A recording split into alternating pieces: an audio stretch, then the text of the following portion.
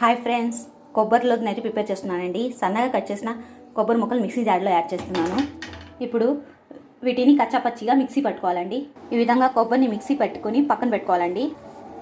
ఇప్పుడు స్టవ్ మీద కడాయి పెట్టుకుని కడాయిలో 1 కప్పు బెల్లాన్ని అయితే యాడ్ చేస్తున్నానండి. నేను మిక్సీ పెట్టిన కొబ్బరి 1 కప్పు ఉందండి, అందుకని బెల్లం కూడా 1 కప్పు తీసుకుంటాను. ఇందులో 2 టేబుల్ స్పూన్ల పంచదార కూడా యాడ్ చేసి కొద్దిగా వాటర్ని యాడ్ చేసి బెల్లాన్ని పంచదారని కరిగించుకుందామండి. బెల్లం పూర్తిగా కరిగిందండి. ఇప్పుడు ఇందులో ముందుగా మిక్సీ పెట్టిన కొబ్బరి తురుముని యాడ్ చేసి కలుపుకుంటూ లో ఫ్లేమ్ మీద కొబ్బరిలోని పచ్చివాసన పోయి కొబ్బరి బెల్లం దగ్గర పడేంత వరకు కలుపుకుంటూ కుక్ చేసుకోవాలండి. ఇప్పుడు ఇందులోకి వేయించిన నువ్వులను, ఇలాచీ పొడిని, 1 టేబుల్ స్పూన్ నెయ్యిని కూడా యాడ్ చేసి బాగా కలుపుకోవాలండి. మిశ్రమం అయితే బాగా దగ్గర పడిందండి. ఇప్పుడు ఈ మిశ్రమాన్ని నెయ్యి అప్లై చేసిన ప్లేట్లో సర్వ్ చేసుకుందాం. ప్లేట్లో తీసిన మిశ్రమాన్ని వేడిగా ఉన్నప్పుడే చాకుతో ఘాట్లు పెట్టుకొని పక్కన పెట్టుకోవాలి. పూర్తిగా చల్లానివ్వాలండి. కొబ్బరిలో